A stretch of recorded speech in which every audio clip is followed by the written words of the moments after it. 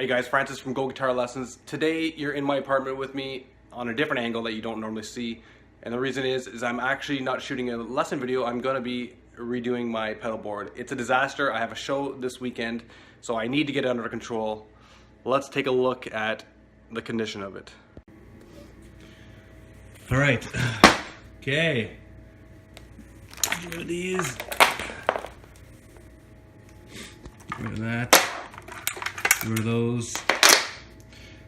So you can see things are kind of all over the place. 2 wah pedals, this one doesn't work. It needs to be taken out of the equation. This one does work, but the power adapter from Pedal Power doesn't fit into the Crybaby for some reason, so I'm just running off a 9-volt. I have to make sure these guys are cleaned up and running smoothly, along with this guy, and of course this has to be put somewhere where the buttons don't move. I also need to add in this guy. This is a noise suppressor that I purchased because I use a Strat and I use a P94 which in the bridge, which is very, very noisy. We're gonna add this guy in there. And then after we're done, if I'm done all this, I'll make this quick. I won't make you watch all this. I'll make this quick, and then we'll plug it into we'll plug it into my Fender amp. Not the amp I usually use. The amp I use for my videos is this line 6. The amp I'm going to be using is this guy, my 1968 Fender Deluxe Reverb reissue. Love this amp. Too loud for an apartment, but we're going to use it today just to make sure the setup sounds good.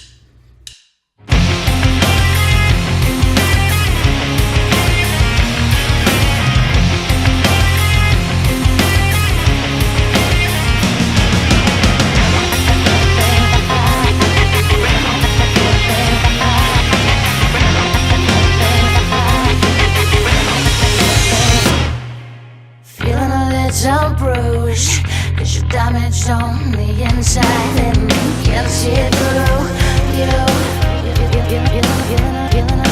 You're still in a little mood from the night in the playground. It brings you up when you feel down, but it's killing you. You pay for much inside your body. You pull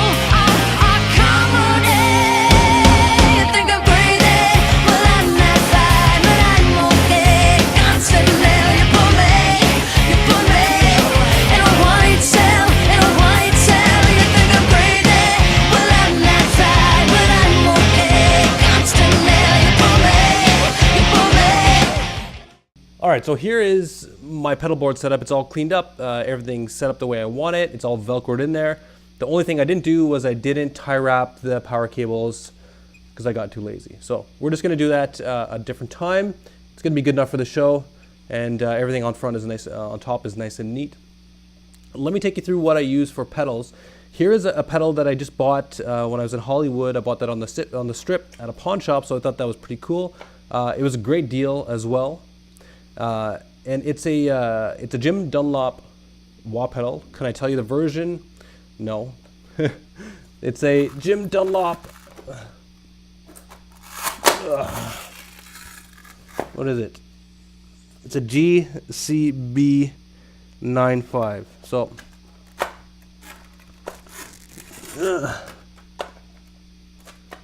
So that doesn't mean anything to me, but what does mean something to me is the way it sounds. And it has a good sweep on it.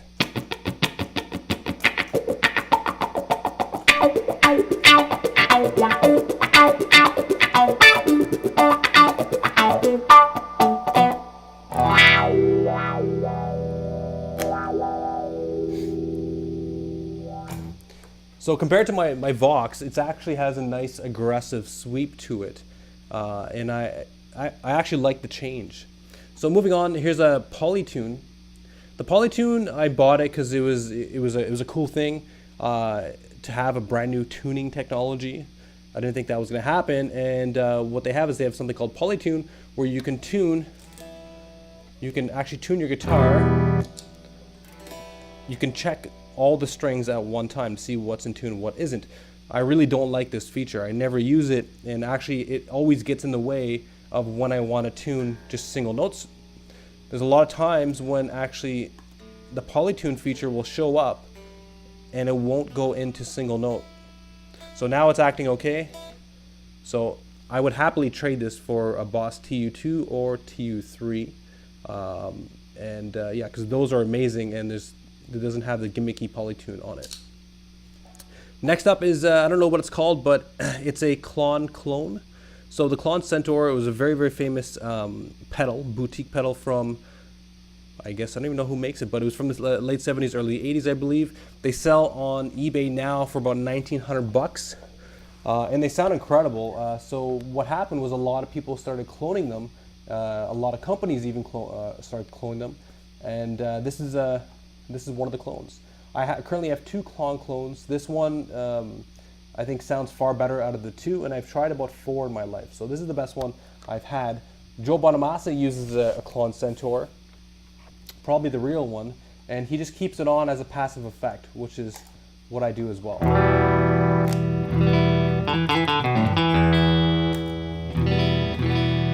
So there's not much difference until we add a little bit of gain to it.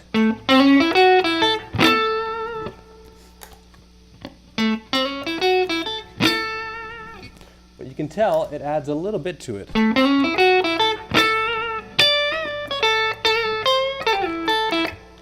And of course we can add more gain, we can change the level, which is the output, and we can add more treble. These switches are not labeled, so I don't exactly know what they do, but I think it's some kind of EQ filter.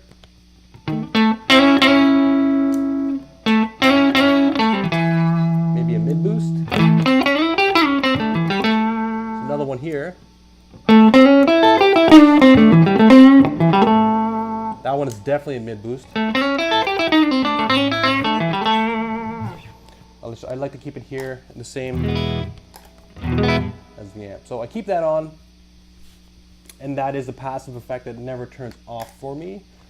And then here is my favorite pedal, the Sparkle Drive mod by Voodoo Labs. There is a Sparkle Drive that doesn't have the mod, which is just one setting. Looks very similar, and it's their version of a Tube Screamer, but sounds a little different. So if you want that kind of Tube Screamer distortion, or just a tiny bit of it, this is the way to go. And the reason why I like this is because we can turn up the clean channel or the gain. We can actually mix the tone, how much clean is in it and how much gain is in it. If I reduce the clean, we get more saturation.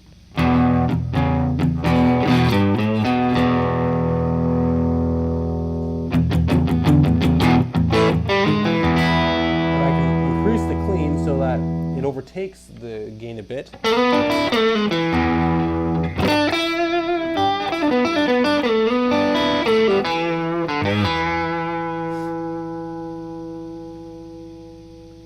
And of course we have different mods here.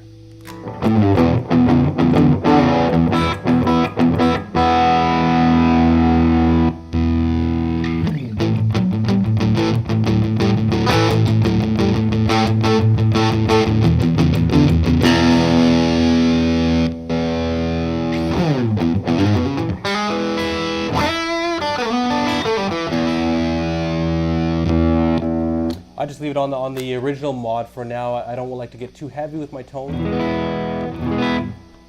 And then of course we have the original TS9, not the TS8, but the TS9 Tube Screamer. And this I use as a lead boost plus gain boost for my solos. What's happening here? Level, drive.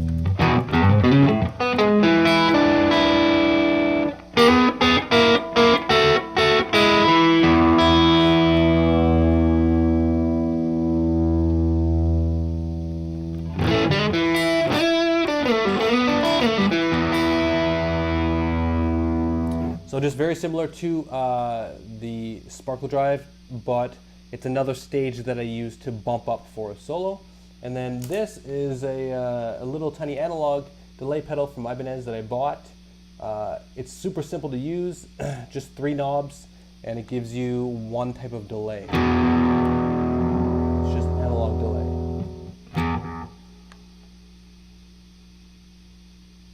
Repeat.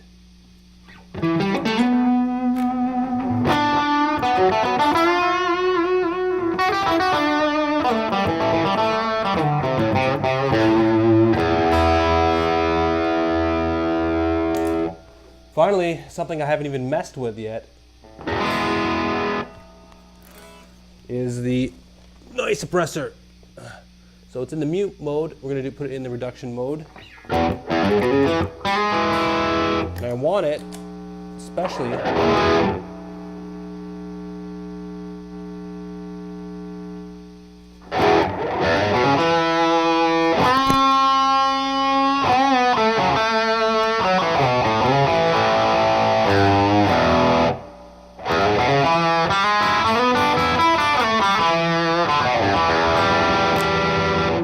Alright, so it looks like it has suppressed the noise.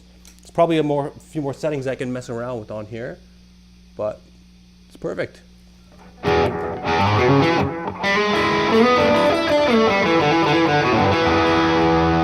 Let's see how it is with the wah.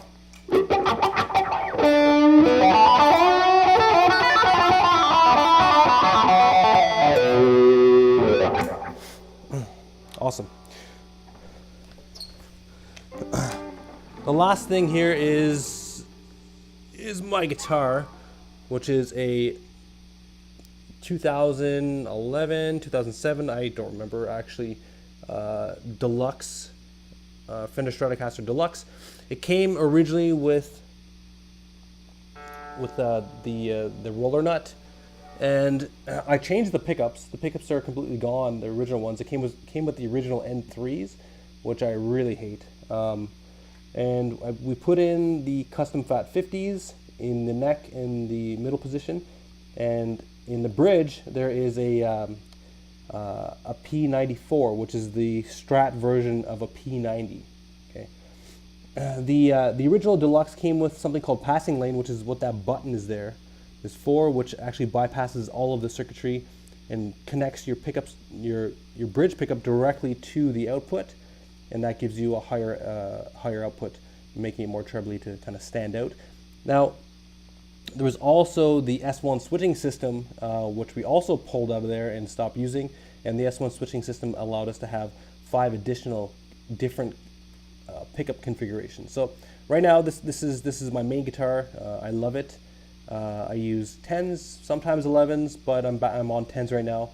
And the P90 is a great sounding a pickup, and so are the custom fat 50s, but you know, I'll probably try something different very shortly. So this is my setup, including the Reverb, the Deluxe Reverb right there, 1968 reissue. These are amazing. They are said to be just as good as the originals, and they have added features as well. Okay, so beautiful amp and a great setup.